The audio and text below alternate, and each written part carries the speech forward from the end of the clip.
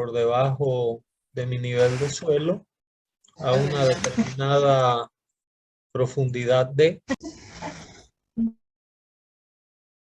Y habíamos dicho que teníamos un determinado nivel de agua y que este estrato de suelo era un estrato permeable, ¿no? Siendo el muro o cortina impermeable. Entonces habíamos definido que debido a esa permeabilidad de mi suelo, va a haber una corriente de agua, ¿no?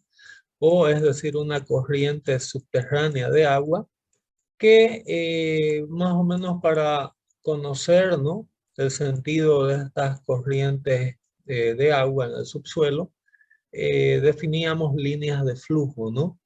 Esas líneas de flujo podemos predeterminar un estimado de cuál va a ser su recorrido si nosotros consideramos que siempre las líneas de flujo se dan a través de trayectorias suaves y que siempre por lo general son muy próximas de la perpendicular con el estrato permeable y que son, si aquí teníamos un estrato impermeable, que conforme se van acercando al estrato impermeable, corren de manera más o menos paralela, ¿no?, a estratos impermeables, como podemos ver cerca de este fondo, ¿no?, con estrato impermeable y cerca de la superficie, ¿no?, de la cortina o muro impermeable que penetra en el subsuelo, ¿no? Entonces aquí podemos ver trayectorias paralelas a superficies impermeables y trayectorias perpendiculares a estratos permeables. No sé si quedó entendido eso. Entonces, a esas líneas le llamamos o le solemos llamar líneas de flujo, y existe otro tipo de líneas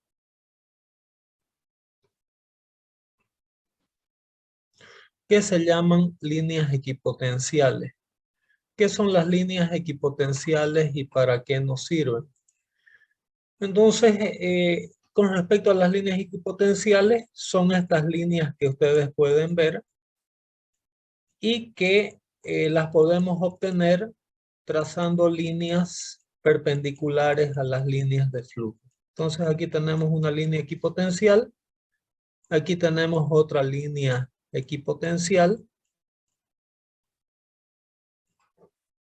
y así sucesivamente. Entonces estas líneas equipotenciales las obtenemos trazando trayectorias de líneas perpendiculares a mis líneas de flujo.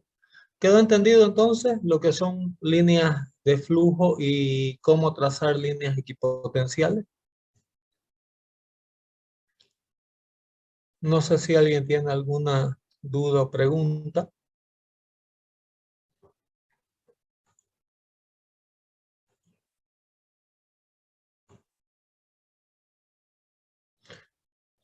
Entonces vamos a ver ahora cuál es el interés de una línea equipotencial. Nosotros vamos a suponer que en este punto C vamos a colocar un piezómetro.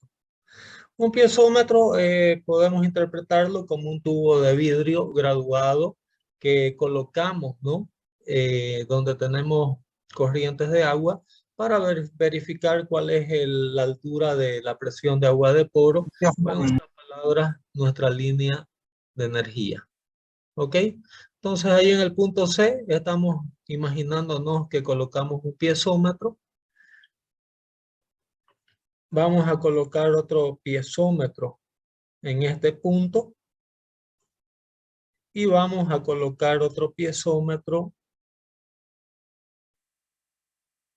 en este punto. ¿Ok? Entonces la pregunta es, si yo coloco un piezómetro en los otros dos puntos rojos que yo establecí, La pregunta es la siguiente. Si el piezómetro que yo coloqué aquí en este punto C me presenta un determinado nivel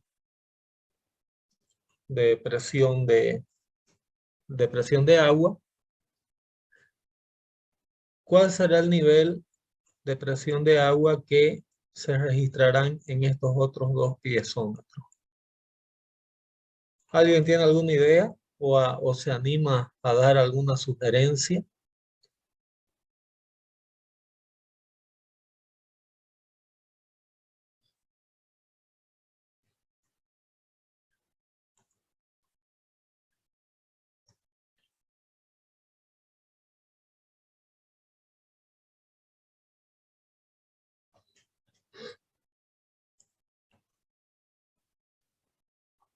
Muchas gracias, Fabio Andrés.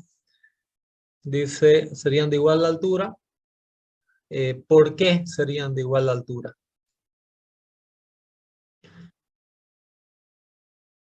Exactamente. Fíjense que aquí los tres puntos donde yo estoy colocando el piezómetro están contenidos en una misma línea equipotencial.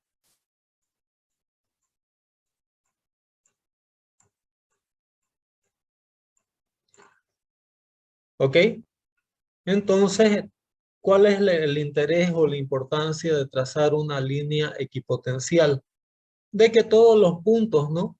Contenidos o por los cuales pasa esa línea equipotencial presentan la misma presión de agua.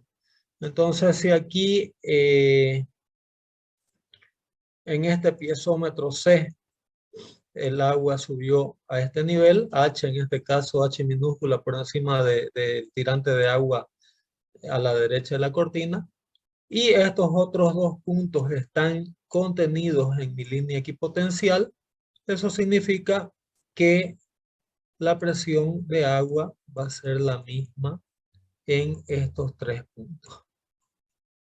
Esa es la importancia del trazado de líneas equipotenciales.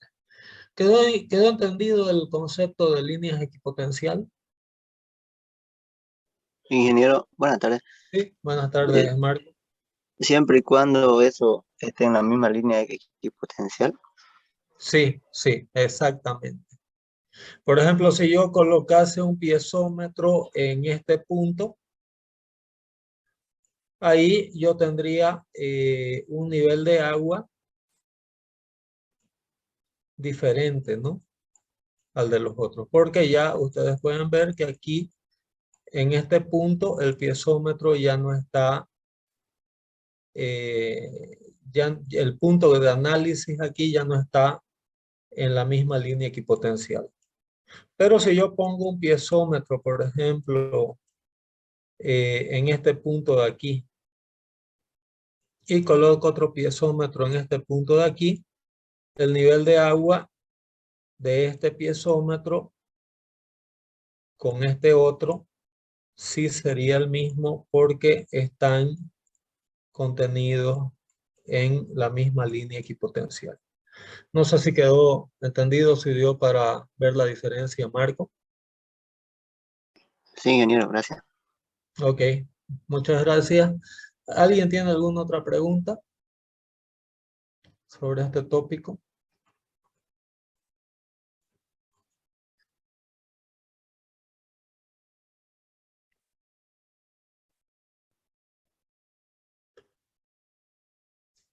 Sí, exactamente.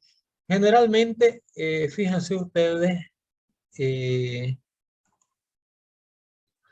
en lo siguiente. Voy a borrar acá.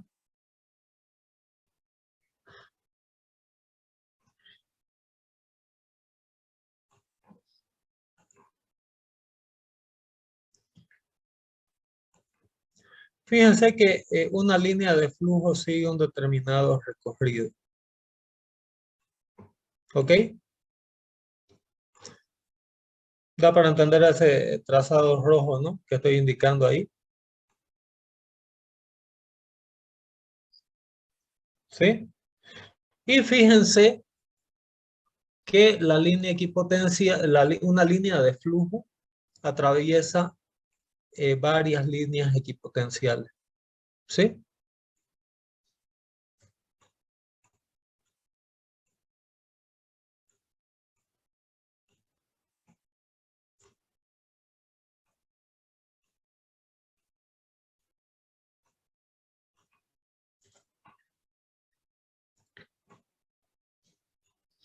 Entonces vamos a ver un poco más adelante que, bueno, aquí hay una cuestión de simetría, pero si yo empiezo con pongo un piezómetro aquí, voy a tener una determinada eh, cota piezométrica. Pero conforme más nos adentramos, conforme más nos adentramos en el espesor del suelo, eh, cada trayectoria de línea equipotencial me significa una determinada caída. ¿Ok? Entonces aquí, a cada cruce de línea equipotencial, mi línea de flujo pierde energía en una proporción delta H, por ejemplo. Si coloco otro piezómetro aquí, eh, si coloco otro piezómetro aquí, la cota piezométrica va a seguir cayendo.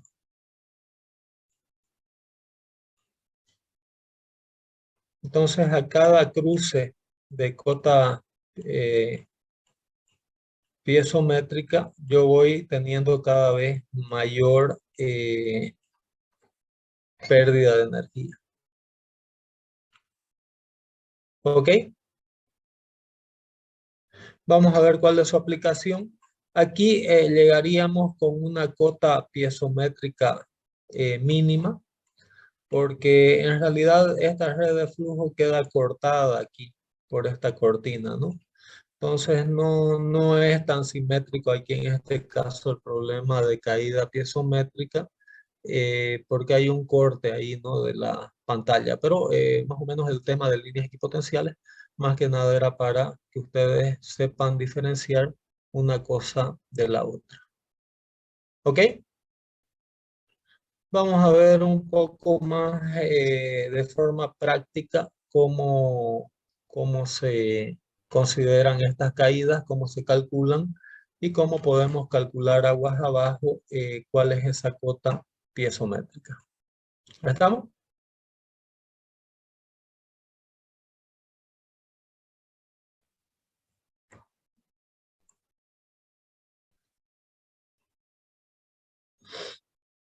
No sé si alguien tiene alguna otra pregunta, si tiene alguna duda.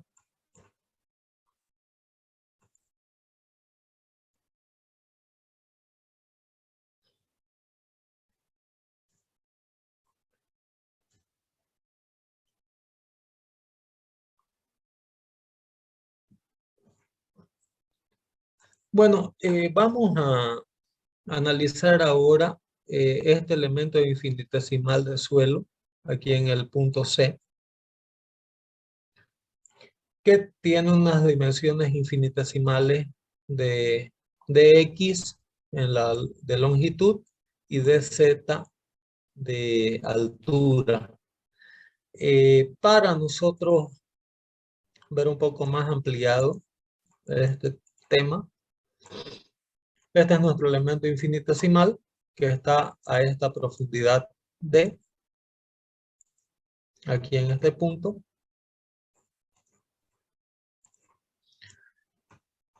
Y nosotros aquí tenemos una corriente de agua, una línea de flujo. Y para analizar el problema, ¿no? En coordenadas cartesianas, el flujo, ¿no? Que se genera a través de un elemento de suelo, es decir, la filtración de agua que se está dando en este elemento de suelo, que aquí sería el caso, esta línea verde significa esta línea de flujo aquí.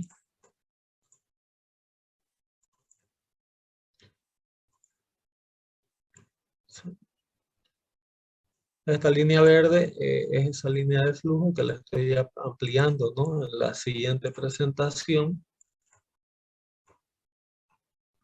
Entonces nosotros podemos, este caudal que esté entrando inclinado ahí para trabajar más cómodamente en coordenadas cartesianas, el caudal lo podemos descomponer en un caudal que entra o que pasa, ¿no? A través de ese elemento infinitesimal de suelo, en un caudal en la dirección X y en un caudal en la dirección Z. ¿Quedó entendido eso? No sé si alguien tiene alguna duda o pregunta al respecto.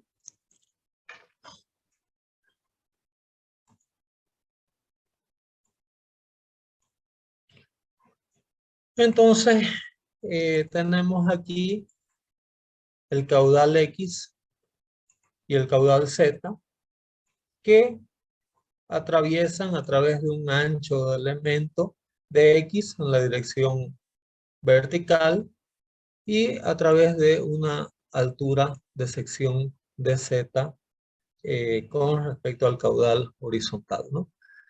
Entonces aquí estas líneas en color celeste es si colocamos un piezómetro en este punto y colocamos un piezómetro en este punto, es decir, con respecto al caudal en la dirección horizontal, ponemos un piezómetro aguas arriba y aguas abajo de mi elemento infinitesimal y vamos a obtener en el piezómetro una diferencia de energía, ¿no? Que como esa diferencia de energía se da por la energía, ¿no? Gastada por el agua para atravesar, en este caso, ese elemento infinitesimal de longitud de X. ¿Ok? Y también si ponemos un piezómetro en la entrada aquí del flujo en la dirección vertical y un piezómetro en la salida aquí del flujo en la dirección de salida de la dirección de flujo vertical, vamos a tener también una diferencia.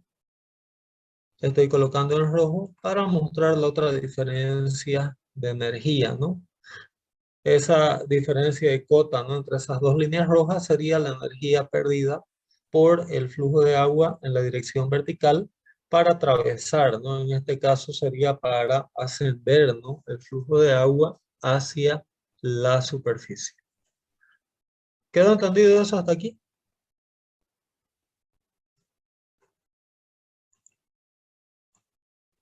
Sí, ¿Alguna ingeniero. duda o pregunta? ¿Me están acompañando? Sí, ingeniero, lo estamos siguiendo. Ingeniero. Sí, sí, ingeniero. Ok, Sí, ingeniero. gracias, Roberto. Bueno, entonces yo le voy a llamar a eso, yo había explicado en caudal, en la dirección Bx, entonces Bx sería el, la velocidad, ¿no? Con que entra el agua, y la velocidad de salida va a ser ¿qué?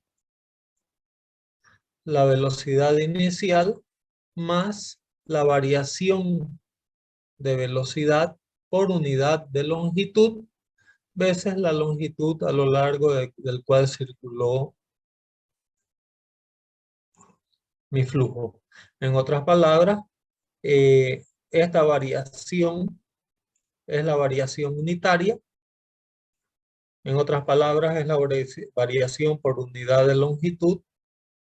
Y la variación total sería esta ecuación diferencial veces el elemento infinitesimal en el ancho, que sería de X, ¿no? Lo mismo en el sentido horizontal, tenemos BZ en la entrada y en la salida sería BZ más la variación, ¿no?, de energía a lo largo por unidad de longitud veces la longitud del elemento, que en este caso es dz. ¿Ok? Entonces esa sería nuestra ecuación de velocidades de flujo de agua en la entrada y salida, tanto en el sentido horizontal como en el sentido vertical de mis líneas de flujo. ¿Ok?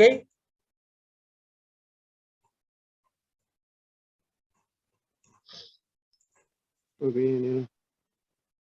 Y aquí nuestra diferencia, ¿no?, en la entrada y la salida, nuestra diferencia de cota piezométrica, sería la variación de energía por unidad de longitud veces por la longitud del elemento, que es dx. Y aquí arriba, en la otra dirección, sería la variación, ¿no?, de mi línea de energía por unidad de longitud en relación a z veces la longitud de z aquí, ¿no? ¿Ok?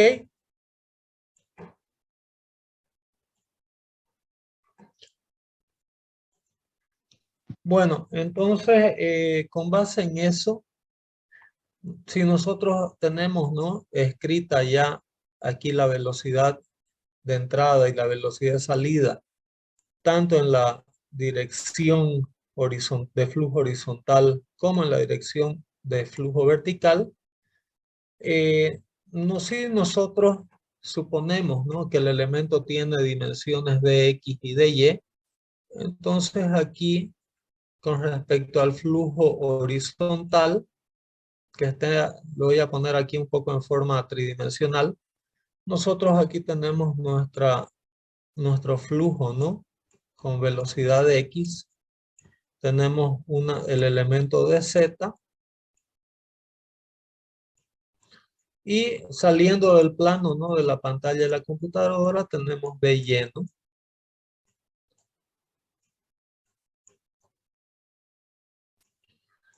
Y por otro lado, en la otra dirección de flujo vertical, nosotros tenemos aquí nuestro flujo BZ. Y tenemos aquí nuestra dimensión de X, ¿no?, que es la dirección horizontal. Y aquí tenemos nuestra magnitud de Y, ¿no? ¿Sí? Entonces, si nosotros multiplicamos Bx por dz de Y, vamos a tener el caudal que está entrando por esa cara lateral del elemento, ¿no? Y si multiplicamos aquí Bz por dy de X, tendríamos la cantidad de caudal que estaría filtrando en la dirección vertical. No sé si está entendido eso.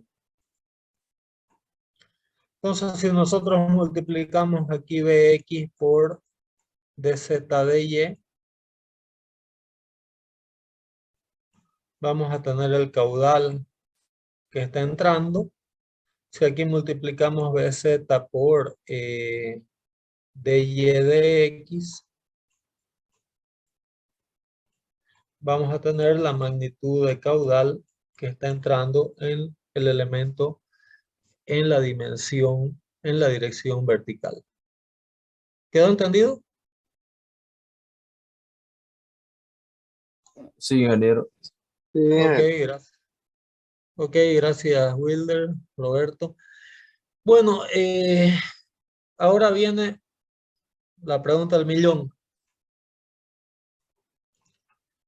Si yo tengo un caudal aquí de entrada en la dirección horizontal dado por Bx veces dz de Y, ¿cuál va a ser aquí el caudal de salida?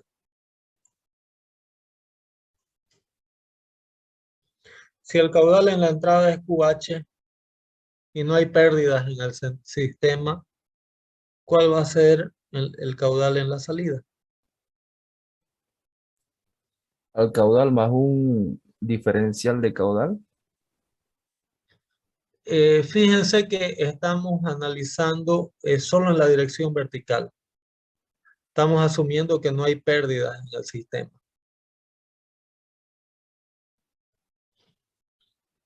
Si aquí mi caudal entra, aquí afuera, el caudal que sale va a ser el mismo. ¿Sí?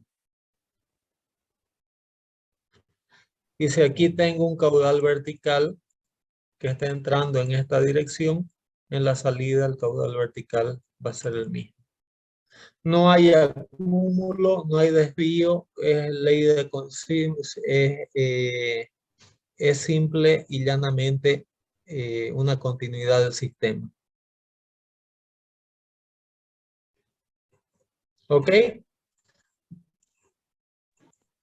Sí, ingeniero.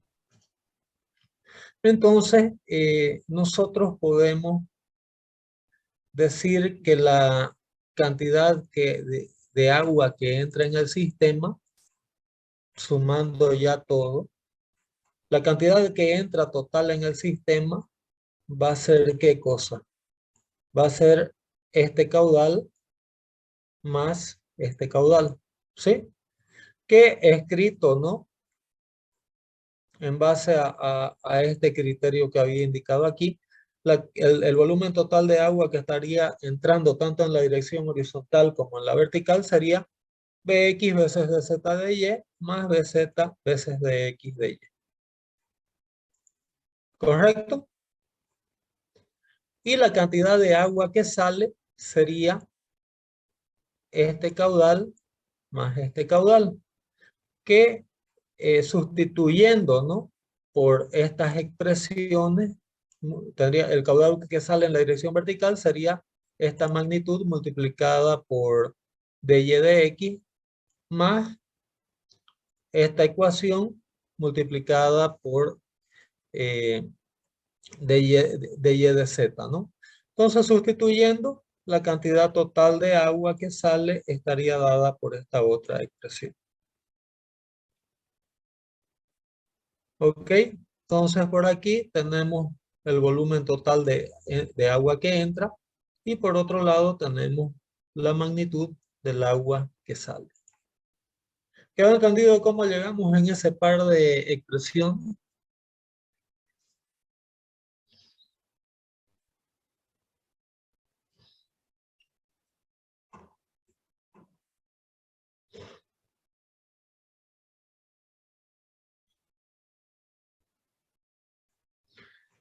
Bueno, entonces como les decía, no hay acúmulo, no hay pérdida de caudal en el sistema. Entonces podemos, en base a estas dos expresiones, ¿no? A las que hemos llegado, de volumen que entra en el sistema y volumen que sale del sistema, podemos decir que el flujo que sale menos el flujo que entra, como estos son iguales, es igual a cero, ¿no? Y aquí podemos reducir, ¿no? Toda una serie de términos de tal forma que podemos llegar de esta ecuación a esa expresión diferencial de primer orden, donde dice que la variación de velocidad en la dirección X más la variación de velocidad en la dirección Z en el sistema es igual a 0. ¿Ok? Para escribir de otra manera, ¿no? Esa expresión, esta ecuación también es en obras hidráulicas, se llama como ecuación de la continuidad. Si ustedes recuerdan de hidráulica y de la clase anterior, habíamos dicho que según la ley de Darcy, del flujo de agua, ¿no? En suelos permeables, habíamos dicho que la velocidad con la que el agua circula a través de un medio permeable puede calcularse como el coeficiente de permeabilidad veces su gradiente, ¿no? Entonces la velocidad en X podemos tomarla como la permeabilidad del suelo veces el gradiente en X, y en BZ como la permeabilidad veces el gradiente en la dirección Z, ¿no? Entonces, para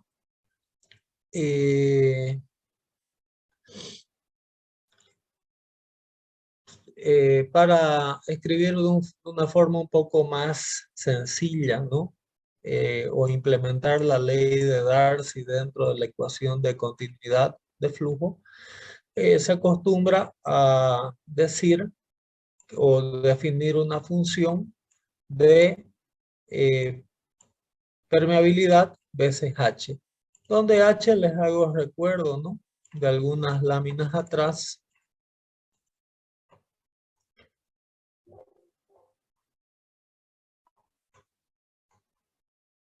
H es la diferencia de energía, ¿no?, entre una sección y la otra. Y el índice de permeabilidad o gradiente de permeabilidad es la presión de agua de poro dividido por L, y el gradiente hidráulico no es otra cosa que H dividido por la longitud en la cual se da la pérdida de energía. Bueno, entonces tomando en cuenta esas relaciones y haciendo, ¿no?, que una función phi es dada por la permeabilidad veces el diferencial de energía, nosotros esta expresión la podemos decir que B de X es igual a la variación de phi en relación a X, y BZ es la variación de phi en relación a Z. Como nosotros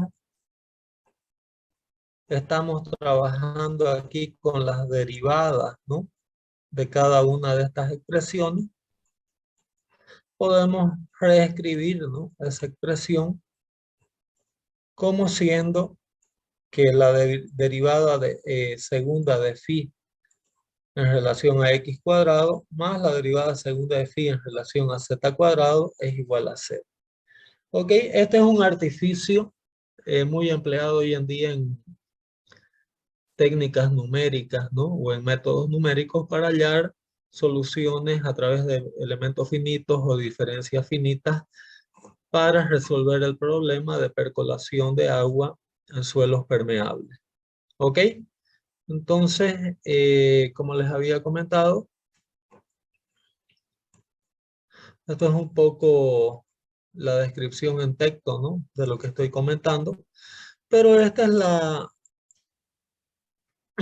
ecuación de la continuidad de flujo bidimensional.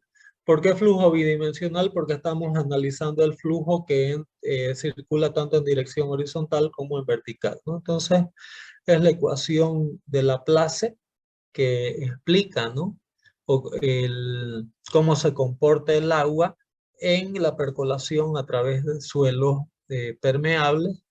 El fluido es incompresible y esta ecuación es la que soluciona el problema de flujo bidimensional. ¿Cuál es la complejidad de resolver esto manualmente? Primero tenemos que hallar una función para phi. Esa función es una función de dos variables en x y z, y tenemos que integrarla dos veces, ¿no? Ahí van a aparecer en las integraciones, si ustedes se recuerdan del cálculo diferencial integral, donde cuando nosotros hacemos una integración siempre aparece una constante, ¿no? Entonces van a aparecer constantes. ¿Cómo yo determino esas constantes? Implementando condiciones de borde, ¿no?, donde yo sé que, por ejemplo, mi flujo es 0, o donde sé que mi energía potencial es conocida. Entonces, eso es lo que son técnicas numéricas, ¿no? Hoy en día. No vamos a entrar en detalle porque la integración, ¿no?, de esa función es más típica de cursos de análisis numérico, con técnicas como ser diferencias finitas, elementos de contorno o elementos finitos que escapan al objetivo de la materia. Lo que vamos a ver es un proceso gráfico eh, mediante diseño de una malla de flujo, ¿ok? Que lo vamos a ver en la segunda parte. Entonces vamos a hacer un break aquí de 5 minutos, por favor, y continuamos con la segunda parte. El link lo envío al chat ya. ¿Ok? Entonces continuamos en 5 minutos. Muchas gracias. Ok, ingeniero. Ah,